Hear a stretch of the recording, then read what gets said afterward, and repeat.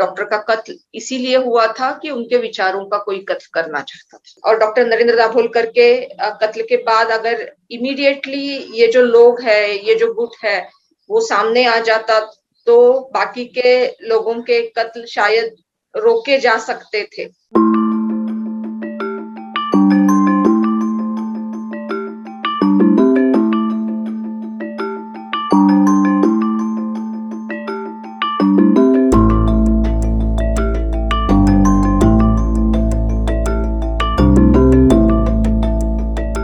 महाराष्ट्र अंधश्रद्धा निर्मूलन समिति के संस्थापक डॉक्टर नरेंद्र दाभोलकर, उनकी हत्या को 8 साल पूरे हो गए हैं। कोर्ट में केस भी चल रहा है। 8 सालों बाद इस केस में आरोपी पर आरोप तय हो गए हैं और इसी के बारे में आज बात करने के लिए उनकी बेटी मुक्ता दाभोलकर हमारे साथ है। मुक्ता जी नमस्कार। नमस्ते। मुक्ता जी, सबसे पहला सवाल तो हम यही पूछना चाहेंगे आपसे कि 8 साल लग गए सिर्फ आरोप तय होने में। क्या आपको अभी भी लग रहा है कि इस हत्या मामले की जांच जो है ये सही दिशा में चल रही है? हाँ, बिल्कुल। अभी जिस तरीके से आरोप तय हुए हैं उसको लेके हमें लगता है कि इसकी तहकीकात सही दिशा में चल रही है।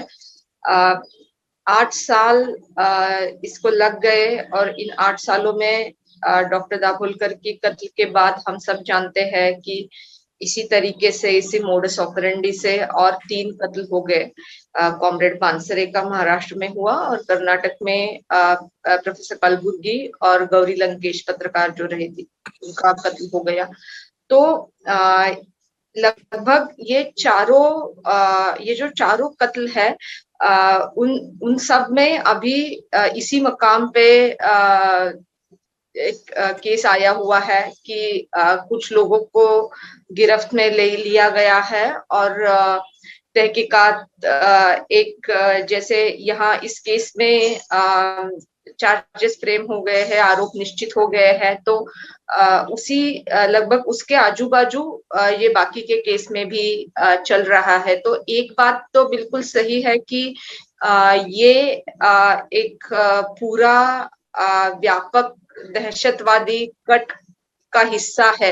एक कत्ल नहीं है ये, तो एक पूरा हम जान सकते हैं कि एक तरीके की सोच रखने वाले लोगों को खत्म करने का और इसके जरिए लोगों के, जनता के मन में भय पैदा करने का ये प्रयास है। तो ये देख के हमें लगता है कि ये बिल्कुल अच्छा होता कि इसे इतनी देर ना लगती और डॉक्टर नरेंद्र दाभोलकर के कत्ल के बाद अगर इमीडिएटली ये जो लोग है, ये जो गुट है, वो सामने आ जाता तो बाकी के लोगों के कत्ल शायद रोके जा सकते थे। जो कोई गिरफ्त में आए हुए हैं, क्या वही इस पूरे कट के मास्टरमाइंड आपको लगते हैं?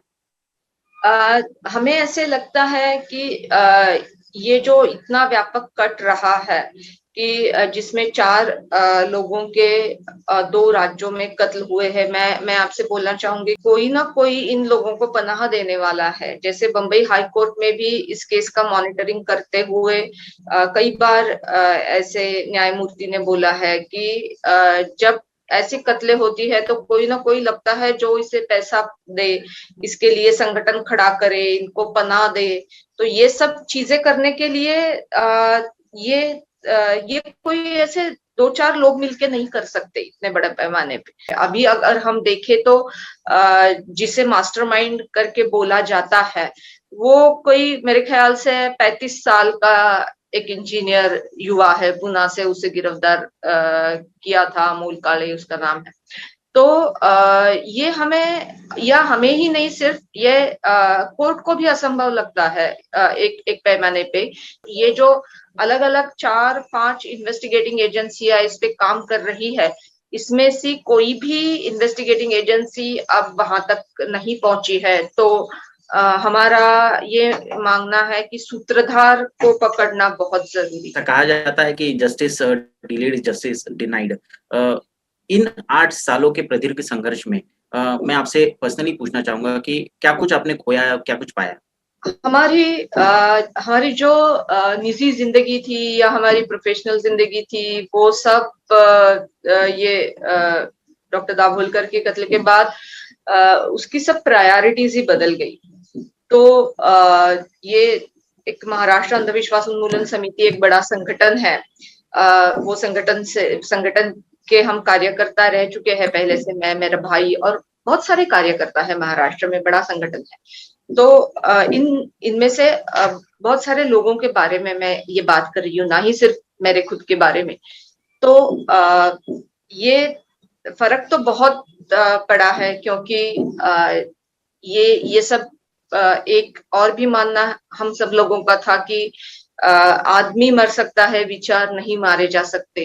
ये मुद्दा समाज में उठे, इसलिए हम सब चाहते थे कि इसके लिए खड़े रहना अपनी जिम्मेवारी है, क्योंकि डॉक्टर का कत्ल इसीलिए हुआ था कि उनके विचारों का कोई कत्ल करना चाहता था। तो ये मुद्दा अगर समाज में हमें अपहोल्ड करना है तो इसके लिए बड़े पैमाने पे कष्ट करने होंगे। तो मैं बिल्कुल ये बोलूंगी कि महाराष्ट्र अंधविश्वास उन्मूलन समिति के सारे कार्यकर्ताओं ने हमने ऐसे महसूस किया कि हमारी क्षमताओं से कई ज्यादा काम हमने डॉक्टर दाभोलकर की कत्ल के बाद किया है, क्योंकि ये मन में एक भावना उभर के आ गई कि हमें इतना तो करना ही है कि आदमी को मार के उसके विचार खत्म करने का प्रयास ये समाज में यशस्वी नहीं हो सकता।